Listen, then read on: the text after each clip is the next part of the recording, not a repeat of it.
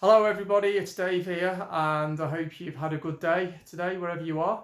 And just before we start today, I would really appreciate it if you do like my content and you want to see more videos. If you subscribe to my channel, I would massively appreciate it. And if you click on the little bell, then you'll receive a notification each time I upload a new video. So thanks for considering that. And on to today's video, which is no topic in particular, just some rambling thoughts really. So I'm not sure if you are aware what cognitive dissonance is. So cognitive dissonance would be when a person displays a behaviour that is in contradiction to an existing belief or idea or outlook. So for example, that could be somebody smoking a cigarette, or packet of cigarettes, even though they know that in doing so they increase their chances of getting cancer, yet they still decide to do so.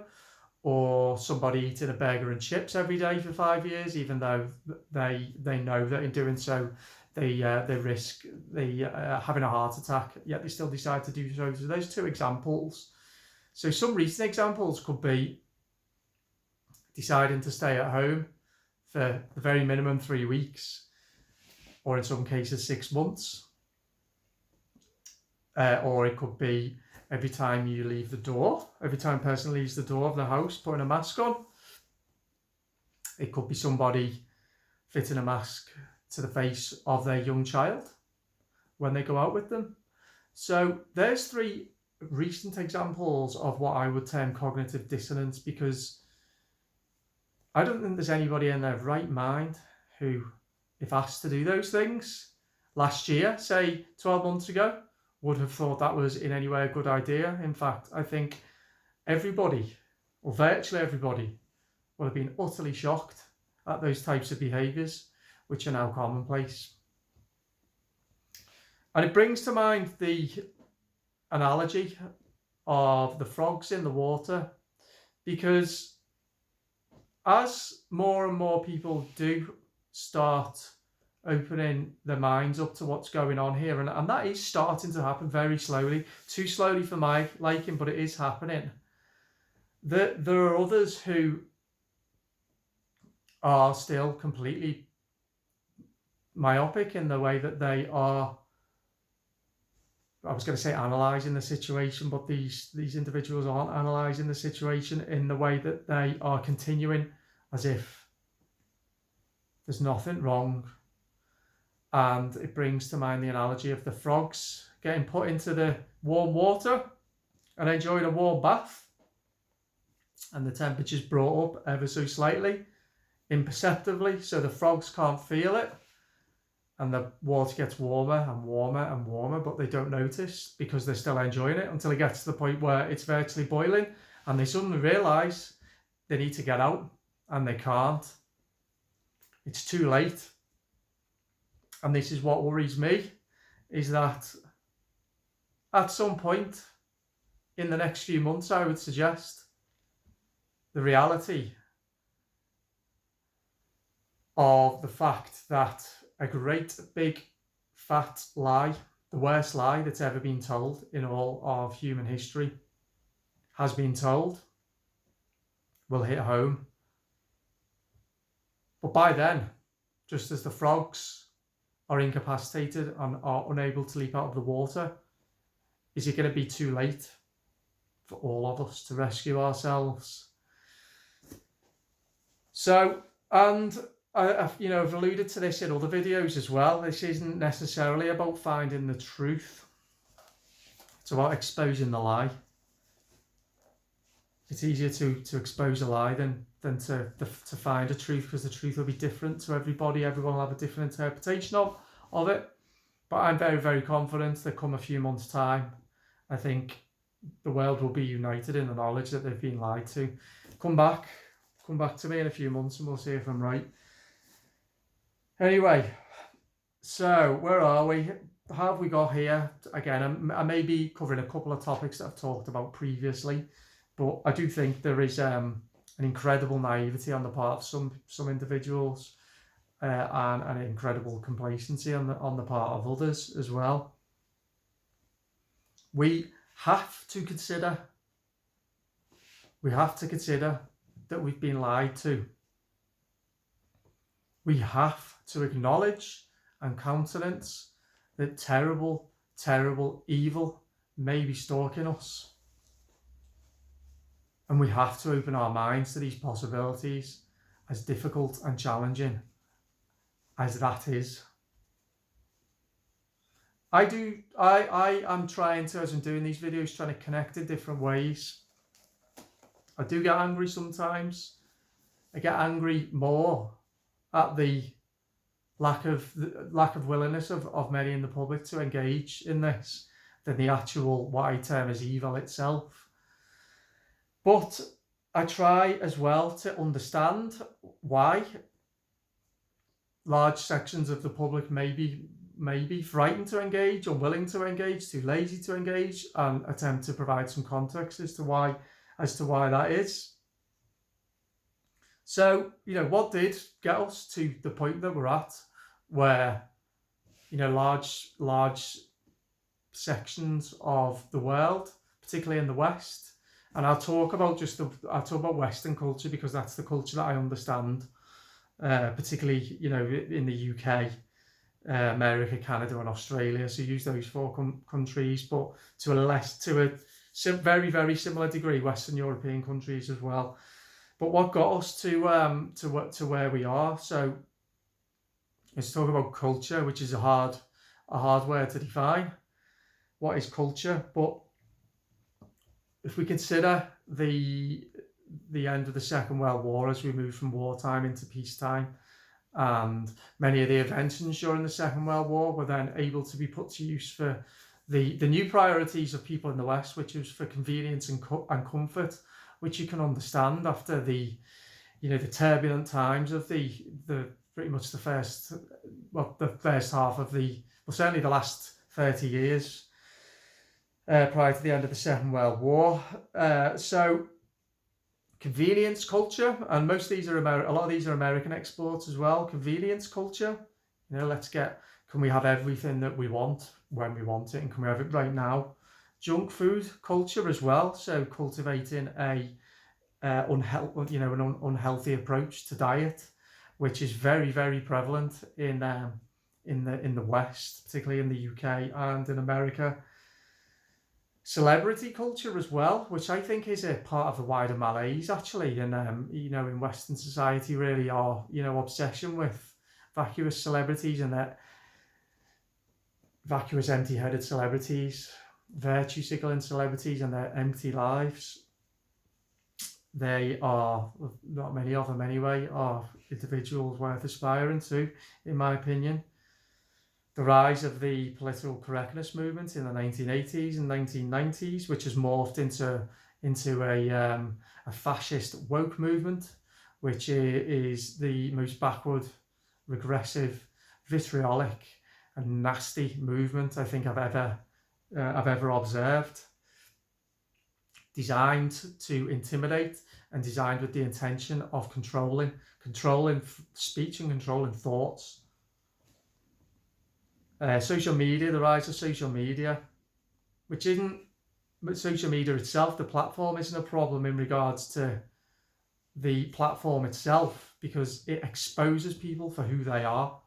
However, the administrators and the powers that be, YouTube and Facebook and Twitter, are increasingly draconian now and politicized in the way that they rank their content, Google as well, and in what they term acceptable or not. Make no mistake, we have mass censorship going on at the moment, and you can take that from me because my posts are being censored. What else? So we got 24-hour mass media and information. So from the 1950s to the 1960s, by the end of the 1970s, every TV in the West, every house in the West had a TV. By the end of the 1990s, those TVs were spewing out 24-hour news, which is designed to program, because it is almost exclusively negative and fear-mongering coverage in the news. I think we've all seen that. Well, I've certainly observed that anyway, particularly with COVID-19. A lot of unethical capitalism as well. I am a strong advocate of capitalism, but value-driven capitalism.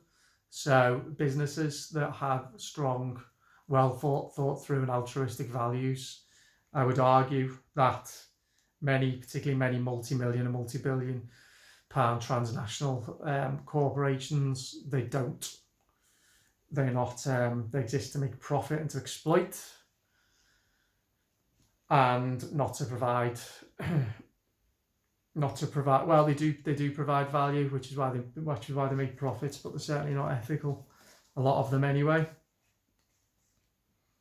And I think as well, a lot of these companies, they know the population and individuals in that population better than those people know themselves, and they're able to tap into the customers or the consumers' psychology, exploit them, get their money, make them look into a TV for hours on a day whilst eating junk food and consuming vast amounts of alcohol.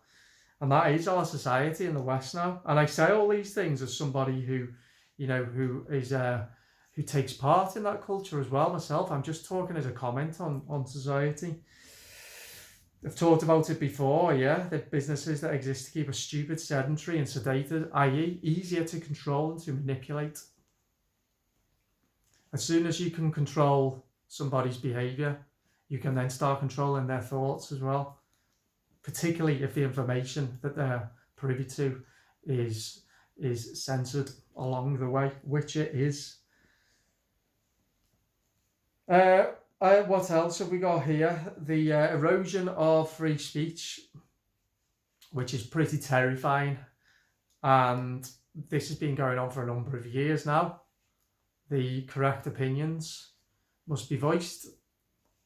Anything that goes against the what is politically acceptable or culturally acceptable is barred, and that person is vilified. They often lose their job. I think as well, we've seen since the end of the World War II, I think we've seen the march of the neo-communist movement, which has gained increasing power and influence in academia and in schools, in the legal system, in the arts, and culture, and also in politics as well. In fact, it's even infiltrated the Conservative Party, bizarrely, which has a majority of 80. There's no such thing as conservatism anymore in the UK, and as I talked about before, ethical capitalism is increasingly thin on the ground as well.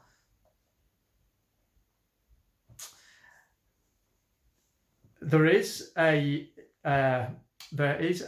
thing such as conservatism in terms of the outlook of the people in the UK, but they're not represented, and they're certainly not represented by this Conservative Party that we have in power at the moment. And I think maybe over the years, and I've fallen into this category, and I'm ashamed to say so, but no longer, the individuals who do have the traditions of family, country, patriotism, they're aspirational. All those traditional values, I think, have been intimidated and cowed by these communist mini tyrants that are in positions of power. Schools and universities, in the public sector and unions, in politics, in the legal system, and in business as well.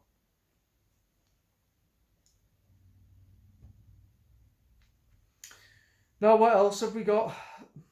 I'm gonna touch on Brexit now, because I think the moment I realised there was something fundamentally and seriously wrong in society, certainly in this country, in the UK, was the way that the vote to leave the EU was accepted, or should I say was not accepted, by the media, by Parliament, by big business, by the EU, but also, and this was the most terrifying thing, by large sections of the public as well. Now, there was a petition, I think it may have been in 2018, maybe 2019, which was to overturn Article 50 and stop the UK leaving the EU. This was a petition explicitly to stop or overturn a democratic event. And it was signed by a grand total of 6,103,056 people. That's nearly 10% of the entire population of the UK.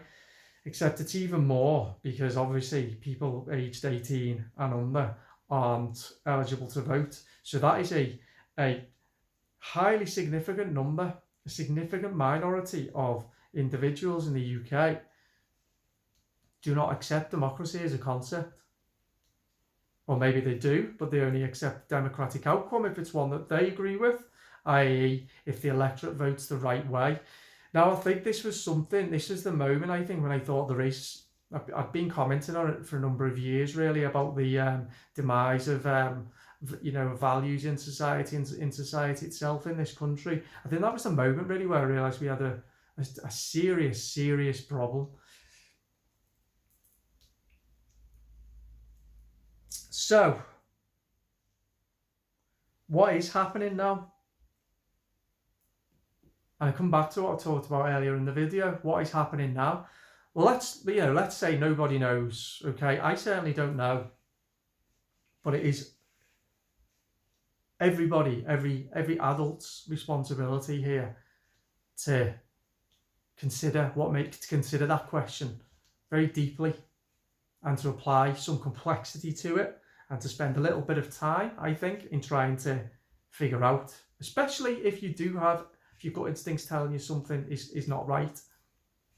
I mean, I've talked about this again, about how pretty much everything now that deviates from the story that the mainstream media have told us for the last 7 months is deemed a conspiracy theory, and the person delivering the conspiracy theory is a conspiracy theorist. Nothing more than lazy thinking on the person calling out conspiracy theorists and talking about conspiracy theories, really. Because who's to say what's a conspiracy and what's not if they're not even willing to engage with the idea? And again, I'll use myself as an example here because there have been, what I'm going to talk about in a minute, if someone would have told me a few months ago that this may be happening, I'm not saying it is happening, but there's exceptionally good evidence that it is, or there's at least some truth in it as well, I probably would have dismissed it as a conspiracy theory and not properly looked into it because I didn't want to. Maybe it was too scary, and I understand the fear, but it's time to cut through that fear now. So, what is going on with the spider web and the web of corruption and control and power and money and pure evil between the mainstream media, the Chinese Communist Party, big American drug companies, and the CIA, Anthony Fauci, the chief medical officer in the US, and the Bill and Melinda Gates Foundation. What, ask yourself, is their aim? And if it is to vaccinate the entire world against a disease that has a death rate of 0.036% and is on the vast decline now, what's the agenda behind that? And please as well, consider what's happening in countries that may be being used as experiments here, Australia and New Zealand. In Australia, the health minister said a couple of days ago that they will be incentivising schemes for the population to get vaccinated, or rather I should say disincentives, i.e., in his own words, no jab, no pay. No jab, unable to travel, unable to work, unable to go to shops, unable to go to leisure facilities, unable to go to restaurants. Blackmail. Or in New Zealand, where they've set up quarantine camps. These are one step away from concentration camps. Quarantine camps because people are no longer trusted to self-isolate in their homes if they're tested positive for COVID-19. This despite the fact that New Zealand has vanishingly few number of COVID-19 cases. And I would also ask, why is it that the media portrays somebody who's a very, very, very dark person, Jacinda Ardern, as the opposite?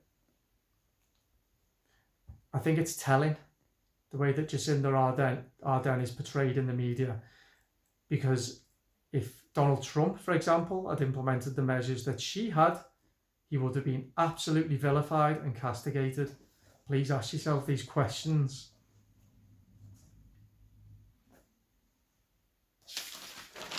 And I want to talk about masks. First of all, the lack of pushback so far in this country, a country which I still do love, but which I'm increasingly failing to understand and becoming frustrated with the people, is a failure to push back against these draconian measures that are taking away our freedoms and our liberties, particularly with regard to the face masks, which are the ultimate sign of a sick society, and they are a symbol of oppression. Now, other countries such as Spain and Germany there have been some large-scale protests in recent weeks in both of those countries. Not that you would ever see that on the BBC or Sky, of course you wouldn't. I wonder whether those countries which have much more recent experience of dictatorship and authoritarianism and the evils associated with it, it's still fresh in their memories. Whereas I think the complacency that's very, very rife and prevalent in the UK is because we've been used to so long living in what is a liberal, and what has been, it's not anymore, a liberal and free society, that we've become, we can't countenance the fact that it's not liberal and free anymore, even though it's there right in front of our very eyes, which is that cognitive dissonance again that I'm talking about. Come on, please wake up, people in the UK. Come on, wake up. Where's the good old British common sense here, and the resilience to fight back against something that's not right? Come on, please. Let's take an example from Germany and Spain.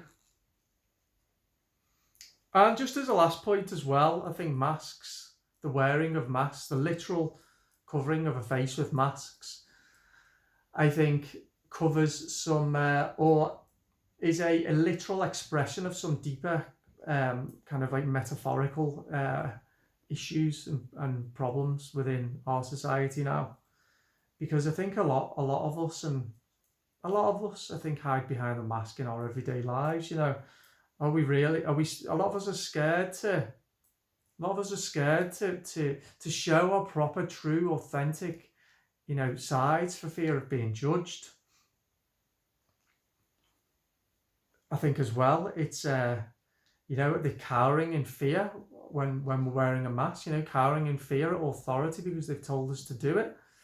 It's the emblematic of that wider kind of fear around a virus that is, like I say, is virtually no threat now, and our mantra of stay safe is in danger of destroying us all.